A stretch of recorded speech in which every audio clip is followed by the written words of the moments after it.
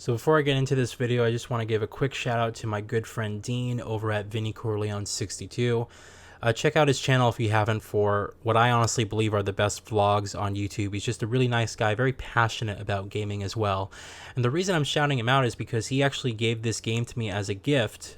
We typically visit each other every holiday, and we exchange gifts, and this was one of the games that he gave me, which honestly was very nice because it completed my 007 7th Gen collection, which is pretty cool. So I went through the James Bond games. This is going to be the last part of my Reminiscing 007 games for at least the 7th generation. But don't worry, I haven't even started collecting the 6th generation one, so I'm not going to over embargo you with guys with just these videos. So that being said, I played this game about a month ago, or maybe a little over a month ago, and it's a bit interesting. This game for me was like a double-edged sword. I enjoyed parts of it, but I also hated parts of it at the same time.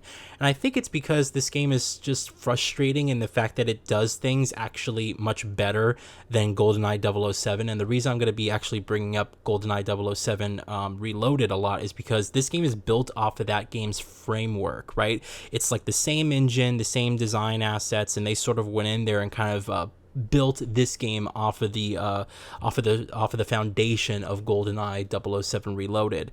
And you would think based off of that this might actually be somewhat interesting, because one of the things I talked about a lot in my GoldenEye 007 video was that this is a really nice complete James Bond game with great level design, but the actual gunplay just left something to be desired. It was very floaty, it didn't feel very good, and you didn't really want to engage in combat. It wasn't really exciting at all.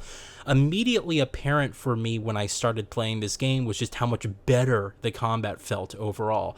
The guns, you could feel the bullets leave the chambers of the weapons. It was really, really nice. Getting into actual gunfights was not nearly as frustrating as it was on GoldenEye 007 Reloaded, because the gunplay actually felt nice. It was much more responsive. Just the way that the movement worked, the actual shooting from the guns, it just felt a lot better to play. It's one of the more immediate things that you'll see if you actually play this game immediately from GoldenEye 007 Reloaded. It just feels much, much better to play.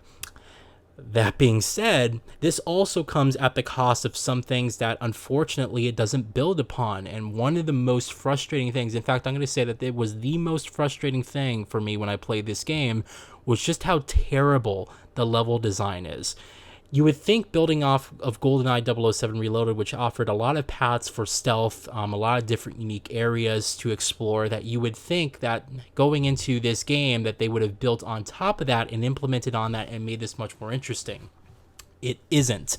In fact, a lot of times there's just one way to get to a certain place. There's a lot of locked doors, a lot of hidden walls, and stealth in this game isn't nearly as satisfying as a result, because the level design doesn't allow you to sort of explore and find new paths. I made this comparison in my GoldenEye 007 Reminiscing video that at times it could almost feel like you were playing Deus Ex in that game. Well, this game, you really feel the limitations of the level design, because there isn't really a lot of interesting stuff to find at all. There isn't new hidden paths, there isn't special unique weapons or anything like that. It just sort of, you're just sort of going through the motions with this game, just trying to get from point A to point B. And again, I have to give him props for the actual gameplay that is improved. It is improved, but what makes that gameplay much more interesting and much more fun has a lot to do with the level design and what you're doing in particular. There's no hackable things like there was in GoldenEye, where you can actually make gunfights interesting and pass gunfights. There isn't anything like that in this game. And unless it's like a particular set piece or anything, you're not going to be interacting with anything that to make that sort of adds this sort of dynamic flair to what you're doing. And it's a bit frustrating in that respect. On top of that, this game sort of tries to promote that it's a 60 frames per second game, but it actually wavers quite significantly. This game runs mostly in the 40s, if not lower 50s, making it running worse than GoldenEye 007 Reloaded. You know, at least with that game, although the shooting wasn't as exciting, it was very light, it wasn't as tactile, at least the frame rate was solid in that game for the majority of the time.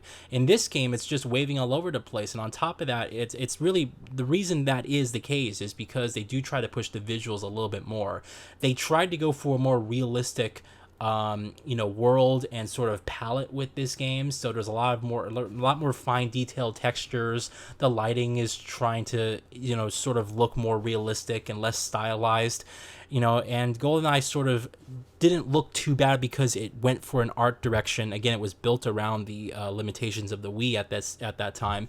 This game was really built from the ground up for the 360 and the PS3. You can see they tried to push the visuals a little bit further, but I just don't feel this game looked as nice or aged as well as GoldenEye 007 Reloaded, because again, it went for a more realistic tone, and you can really see in the character models that are lacking. Just the environment's very static. There's a lot of aliasing going on, so it's sort of, again, a mixed bag for me. I think that this game really had an interesting potential because they could have done something like EA and DICE did with Battlefield 1, where it's built on set pieces, and that's kind of what this game is. It's built on set pieces from one movie from each of the different Bonds that played James Bond, right? And so it's sort of like the whole game is really a flashback from the Skyfall mission at the very beginning of that film where Bond gets shot off the train. This game is sort of like going on in his head, right? And it's just kind of frustrating, because I really feel they could have done something really unique and special here. But unfortunately, it's like the level design doesn't allow for much variability in what you're doing or how to get there. It doesn't really promote or reward you for sort of going out there and trying to find new paths and explore. It's very much just point A to point B as fast as possible. And unfortunately, this game really suffers from sort of old chaotic game design where they're just going to spawn enemies constantly running at you until you actually get to your objective. There is no sort of, quiet moments in this game. You can get to certain levels where things sort of quiet down. You're supposed to solve puzzles or whatnot, but most of the time you're going to be bombarded with enemies constantly that are just coming out at you constantly. And it's like, unless you just push through just to get through the levels, to get to your next objective, you're going to be sitting here in gunfights lasting well over 30 minutes, 45 minutes, even an hour, I would say. So it's just sort of this older style of game that I feel just didn't age well as much as those other previous James Bond games, especially when I compare it to all the James Bond games that came out during the 7th generation.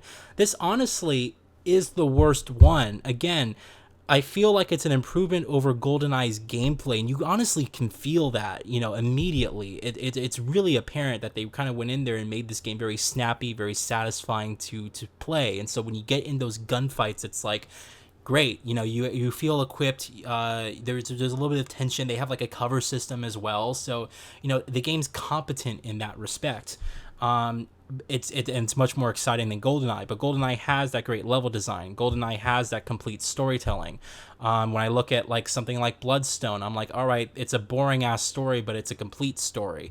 The visuals look a lot nicer. You have driving sections. When I look at like Quantum of Solace, I'm like, hey, this is really interesting. You got these really cool levels that you can stealth through, and the gunplay still handles nice. And it's like crappy storytelling in that one as well. But I feel like each Bond game sort of had something going for it that at least made it, you could actually respect things about it. And I feel like this one as well doesn't necessarily have that, or at least have it as well as those other games. Again, I appreciate the improvements to the gunplay. That's fantastic. It feels much better to play. But what you're doing is not particularly exciting, And you're sort of revisiting these moments and just seeing sort of a game that tries to be multiple things but doesn't do any one particular thing very well. And so, when I sit down here and I play 007 Legends, it's sort of just I'm sort of just thinking of the potential that this game could have had if they decide to sort of go all out and maybe build something based off one of these games, or just create something that was much more interesting and dynamic, like maybe having multiple different versions of endings and things like that. I don't know, something that would have just allowed more variability in what you were doing. and you know, something that wasn't so something that wasn't built off a sort of older framework of game design. You know, again, this infinite spawning enemies is really kind of annoying and unfortunate. But yeah, you know, again, I feel like this game's at least decent. Again, major props to the guys who actually went and improved the gunplay. It does feel nice and still holds up decently well, I would say. But other than that, it sort of left something to be desired. But anyway, those were my thoughts on 007 Legends, the Reminiscing series. Now that basically concludes my entire 7th gen Reminiscing series for James Bond games.